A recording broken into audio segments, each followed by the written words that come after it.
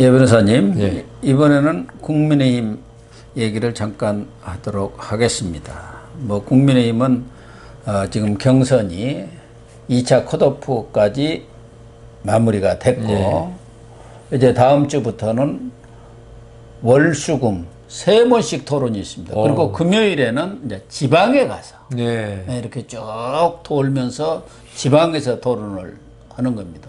사실 지방에 있는 분들도 그 지방 지역 방송에서 해야 좀 더 시청이 높지 않겠습니까? 또 그 지역의 현안들을 가지고 또 토론을 할 수밖에 없는 거고, 그래서 이제 4강이 본격적으로 이제 힘을 겨루게 되겠는데요. 이번 4강에 예상대로 윤석열 후보가 1위를 했습니다. 2위 홍준표 후보와는 4.2% 차이가 나는 걸로 지금 뭐 공식적인 발표를 안 하니까 일종의 뭐 찌라시라고 하나요? 그렇죠. 거기에 나와 있는 그런 내용들을 보면은 그게 맞기는 맞는 것 같아요. 그리고 지난 1차 때는 1.8% 차이가 났어요. 벌어졌네. 그러니까 조금 벌어지긴 했죠. 20%로 해서 30%로 책임당원이 늘었지 않습니까? 그리고 일반 여론조사 비율은 80에서 70으로 낮아졌기 때문에 그 차이에서 조금 늘어난 거죠. 그러니까 뭐 단순하게 생각한다면은 2배의 차이를 벌렸다고 보는 것이죠. 그렇죠. 사실은 뭐 0.1%만 이겨도 이기는 거예요. 거니까. 맞아요. 이제 3차 컷오프가 있습니다만 거기서 뭐 20% 30% 그렇게 이길 필요도 없는 거예요. 얼마든지 아주 시소 게임을 벌이다가 0.1이든 0.2든 깔끔하게 그 룰에 따라서 이기면 그걸로 승복이 되는 거고 승복을 해야 하는 거 아니겠습니까? 그리고 이제 유승민 2위가 홍준표 전체적으로 보면은 윤석열 31.7, 홍준표가 27.5, 유승민 18.7, 원희룡 4.1 이렇게 나왔습니다. 이 내용으로 보면은 예상했던 정도 그런 뭐랄까 지지율이 나왔다고 볼 수 있는데 지금 변하지 않는 것이 하나가 있다 한다면은 지난번 1차 때도 그러니까 당원 투표 책임당원들 거기에서는 압도적으로 이겼어요. 윤석열 후보가. 그런데 이 일반 여론조사에서는 조금 밀려가지고 1.8% 차이가 났는데 지금 이 나온 거 보면은 2차 컷오프 때도 당원들은 윤석열 60.3, 홍준표 20.2 엄청나게 차이가 나죠. 이거는 뭐 트리플 차이네요. 그러니까 이게 40%고 40%의 차이가 나지 않습니까? 거기에다가 30%를 차지하면 0.3을 보면 한 12%를 전체적으로 보면은 차이를 내게 된 것이죠. 근데 여론조사를 보면은 윤석열 26.9, 홍준표 33.5, 유승민 20.8, 원희룡 2.8 이렇게 되어 있습니다. 여론조사는. 그래서 지난번하고 비슷합니다. 지난번하고. 요거는 이제 70%를 차지하니까 그게 이제 가산을 하고 그래야죠. 곱해가지고.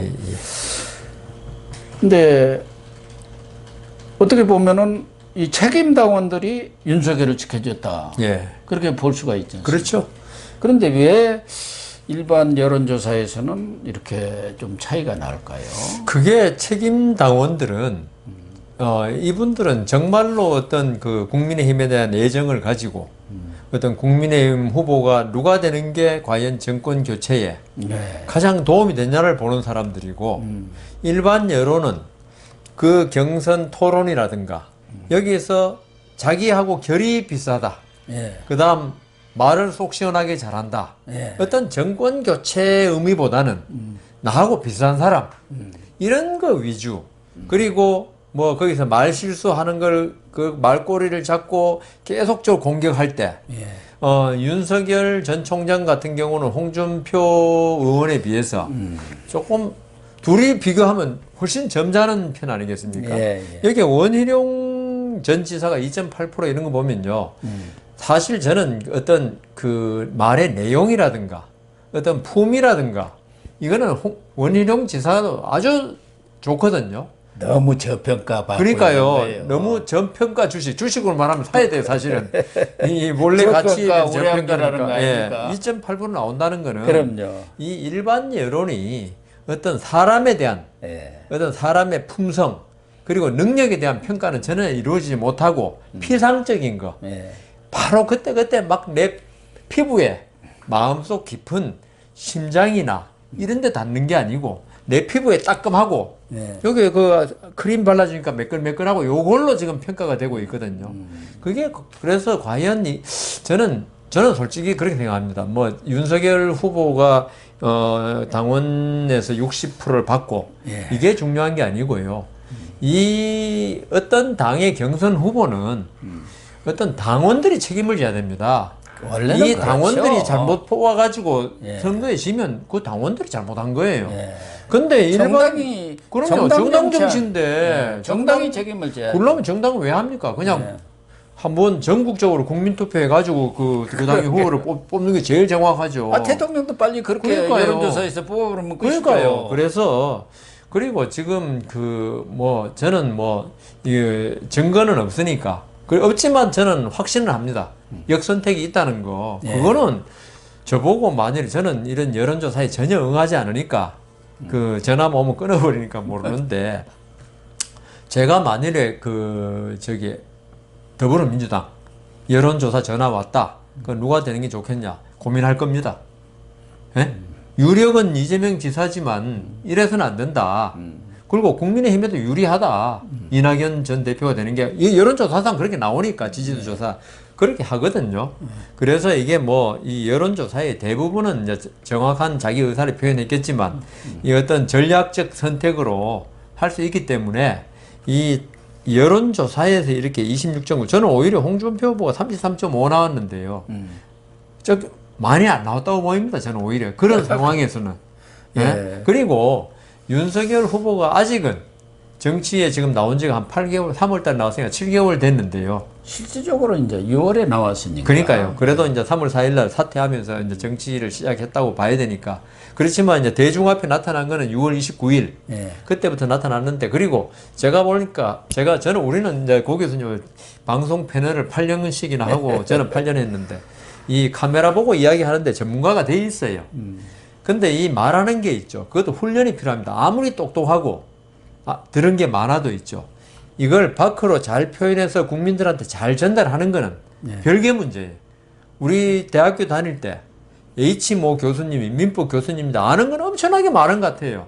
근데 그분 강의 듣고 있으면 잠이 와가지고 못 들을 정도인데 그래서 저희들이 이제 법대에서 이제 민법 교수님 몇 분 계시는데 선택을 해요.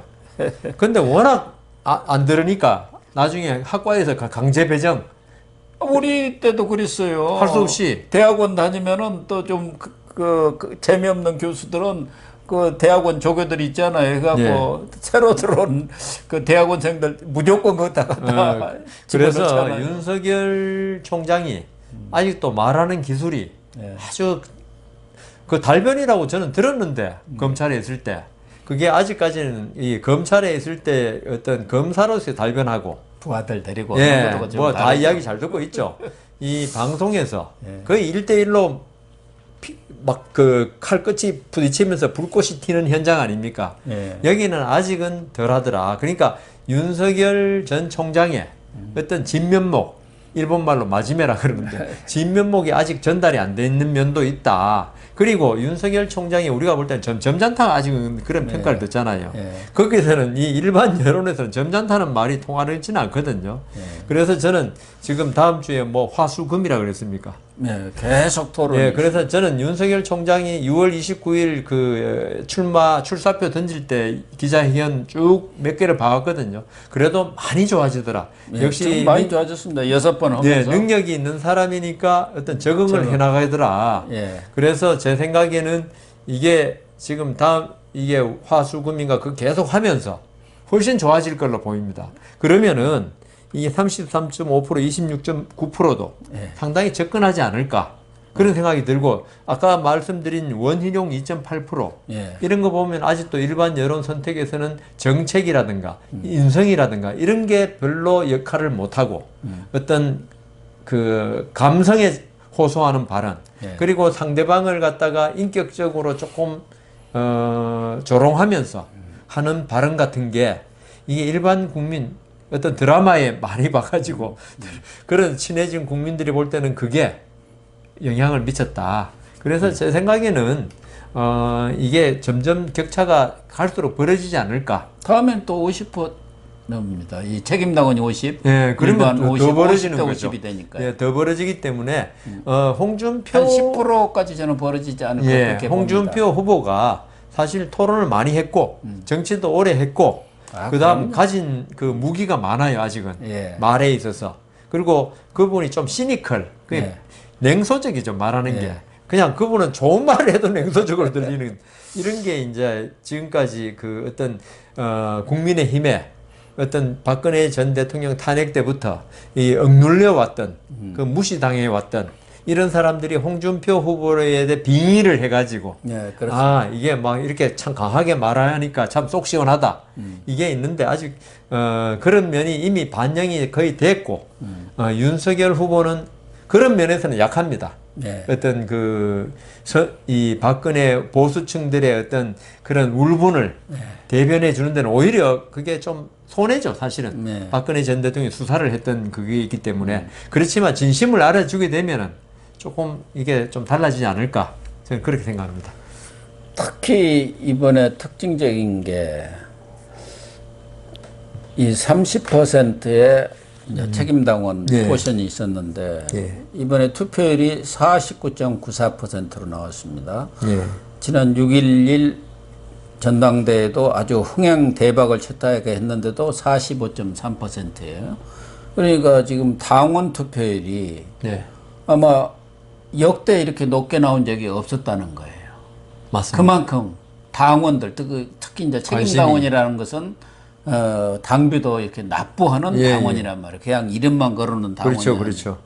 그 사람들은 이제 본선 경쟁력이라든가 또 이 당원 중에는 수십 년씩은 당원들이랄까 그 터줏대감들이 예, 많아요. 예. 골수죠. 당에 대한 애정도 강하고 이런 사람들은 여러 가지를 고려해서 이런 투표도 하지 않습니까? 일반 여론조사라는 건 그냥 느낌이라든가 뭐 그런 걸로 즉흥적이죠. 예, 그런 게 많은데 이번에 이 막바지에 이렇게 당원 투표율이 엄청나게 높아진 것에 대해서도 윤석열 후보가 이 여권의 공격에 계속적으로 노출이 되면서 이거 잘못하다가는 큰일 나겠다. 그러니까요. 그런 인식들이 좀 작용한다. 저도 그렇게 생각했습니다. 지금 당원들의 참여도가 높아지고 예. 관심이 높다는 건 있죠. 뭐 윤석열 후보에 대해서 자기 희망을 투영하는 거죠. 예. 이래서는 안 되겠다. 정권 교체는 꼭 이뤄내야 되겠다. 예. 이런 마음이 윤석열 후보에 대한 책임 당원들 이 사람들이 아까 제가 말씀드렸지만은 정말 정권 교체를 바라는 사람들입니다. 그렇죠. 어떤 적극적인 판단 아니고 내년에 정권 교체 안 되면 우리나라가 어떤 꼴이 될 것이냐 여기에 대해서 정말 마음으로 진심으로 이렇게 바라는 사람들이 많아지고 있다는 거죠. 훨씬. 예. 그래서 윤석열 후보로서는 일반 여론조사에서 뭐 한 7%? 7% 차이 나고 밀렸는데 그렇지만 이분들의 어떤 지지의 차이에 뭐 실망할 필요는 전혀 없고 이 책임 당원들 이분들이 어떤 시각을 가지고 결국은 책임 당원들이 결정합니다. 그렇죠. 예, 뭐 네. 나중에 50대 50으로 네. 지금 30대 70인데도 이 정도인데 그래서 뭐 마치 더불어민주당의 이재명 지사가 지금 뭐 거의 확정적인 것처럼 저는 이 추세를 볼 때 추세 윤석열 총장이 지금 많은 그 말실수에도 불구하고 결국은 대선 후보가 되지 않겠느냐 그렇게 생각합니다. 그에 비례해서 여권으로부터 특히 뭐 더 받죠 공격을. 청와대, 검찰, 공수처 뭐 여러 군데에서 윤석열 전 총장에 대한 공세가 한층 강화되지 않겠느냐. 야, 그건 그러니까 뭐. 또 무슨 일을 벌일지 몰라요. 뭐 엑스파일 사건에가 그게 별 재미가 없으니까 느닷없이 고발 사주라는 게 또 터져가지고 그 난리 법석을 치고 그랬지 않습니까? 그래서 참 이런 부분에 대해서는 지금 대장동 사건을 물타기 위해서 사건은 사건으로 덮어라. 뭐 이슈는 이슈로 덮어라. 그런 게 나올 가능성이 있어. 그게 사실은 또 변수가 있습니다. 그게 그 지금 김웅 의원하고 예, 그 지금 그 오늘 말씀하실 거 아닙니까? 조성은 예. 씨의 그 록치로. 그 얘기도 조금 이따 하려고 합니다. 또 하나는 좀 안타까운 것은 안타깝다기보다는 어떻게 보면은 좀 차라리 잘된 것 아닌가 하는 게 최재형의 정치 실험입니다. 실패로 끝났어요. 그러나 그나마 덜 상처받고 또 덜 망가지지 않은 상태에서 이 선에서 끝난 것이 오히려 잘된 것 아닌가. 그러면은 다음 정권에서 정권 교체가 된다면은 뭐 여러 군데서 쓸 수도 있잖아요. 이번에 예. 정치인으로서 최재형은 실패했지만 어떤 그 합리적이고 예. 온건하고 예. 어떤 우리 사회의 상식을 대변하는 최재형으로서는 성공했다. 그 토론에서 그런 걸 보여줬어요. 예, 그러니까 거기에 토론을 안 했으면 몰랐을 건데 예. 고 교수님하고 저하고 그 최재형 감사원장이 나오기 전에 절대로 나오지 말라고 그랬죠. 이야기를 수십 번 했는데도 불구하고 최재형 감사원장을 둘러싼 고등학교 인맥, 그다음 뭐 최재형 감사원장을 좋아하는 사람도 꽤 있어요. 예. 특히 감사원장 탈원전 그 감사 때문에 그런 분들의 부추김이 있었다. 저도 알고 있거든. 누가 부추긴지 대충 알고 있는데 제가 볼 때 법원에 있던 최재형 그때는 법원장이라든가 예. 최재형 판사의 캐리커터로 볼 때는 도저히 정치가 안 맞는데 저 사람이 나가는 거.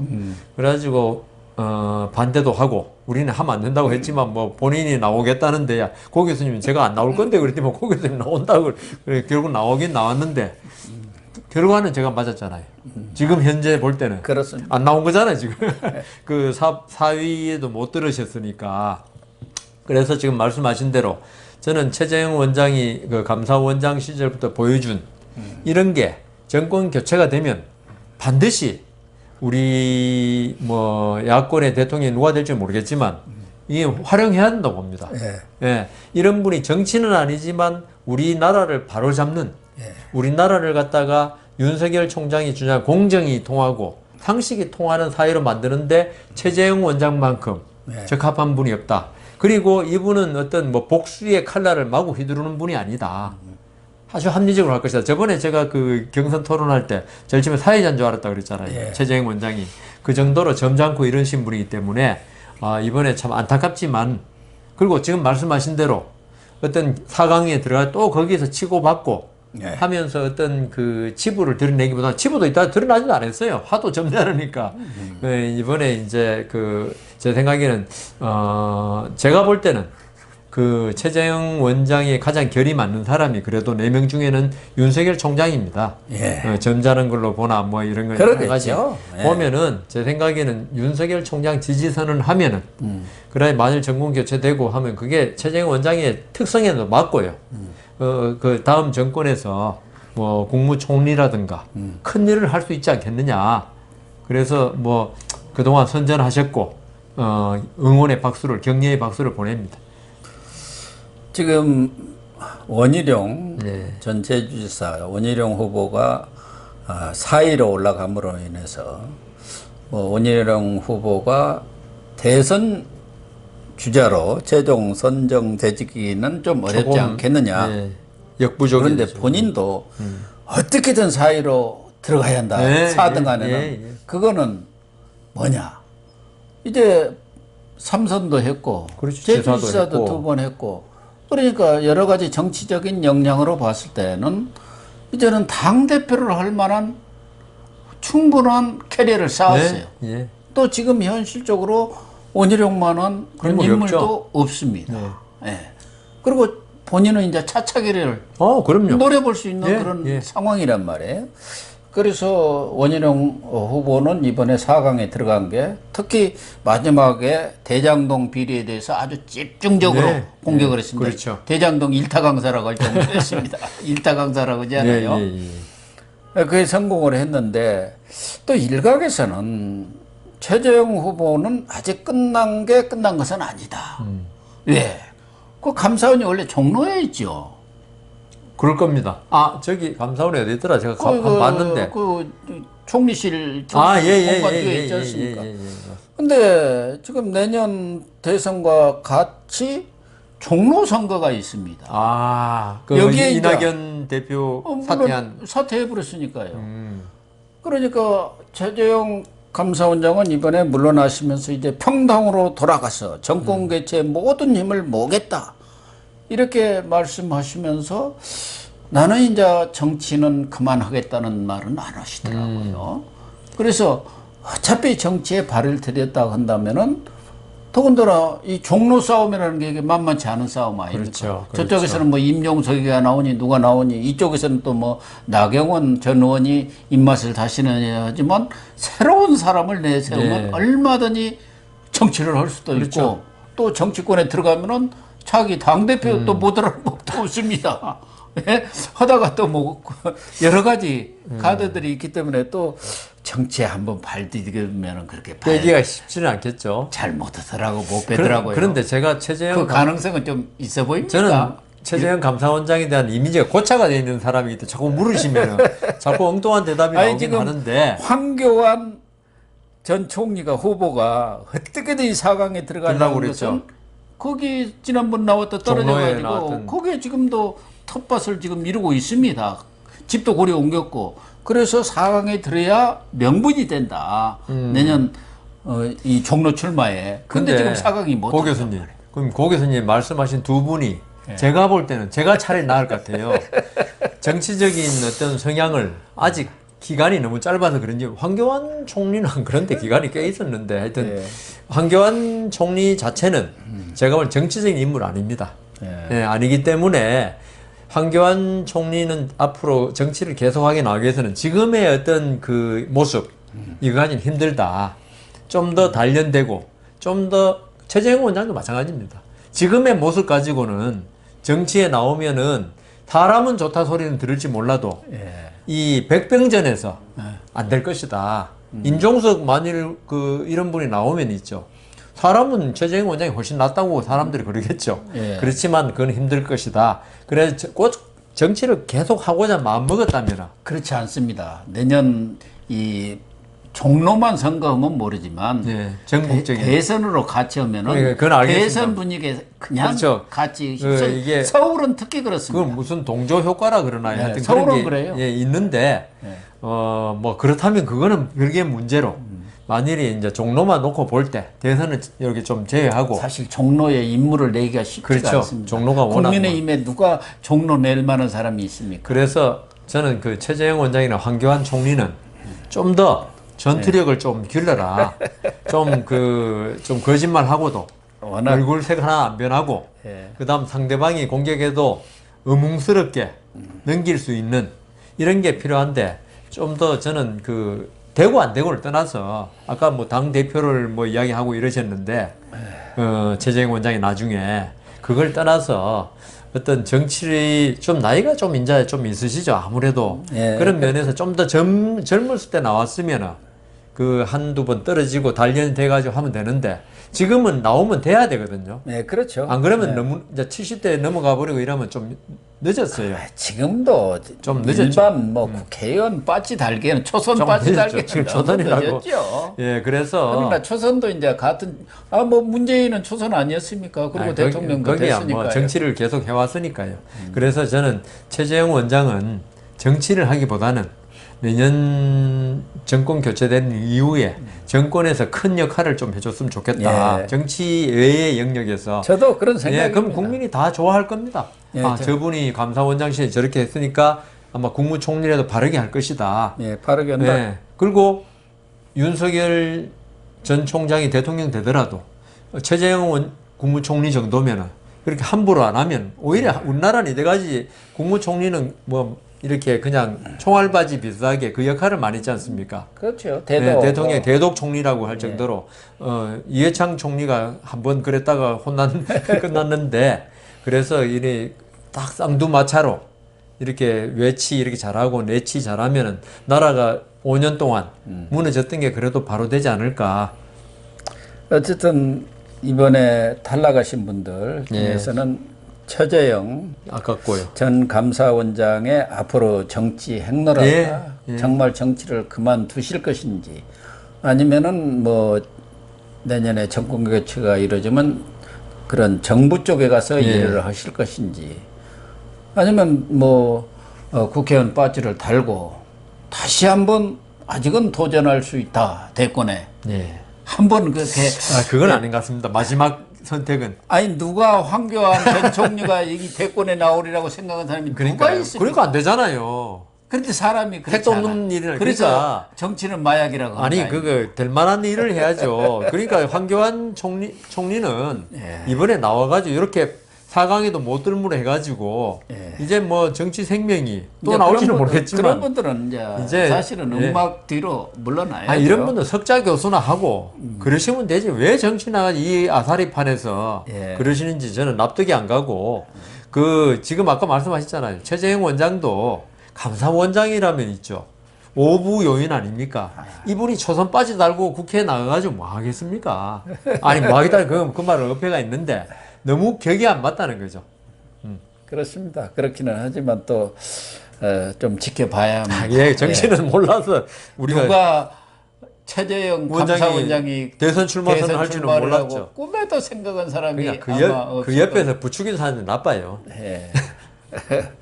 어쨌든 이번 2차 컷오프에 저는 하이라이트는 이 원희룡 제주지사와 최재형 감사원장이라고 봅니다. 그러니까 반전이었죠. 예, 반전이 이루어졌고요.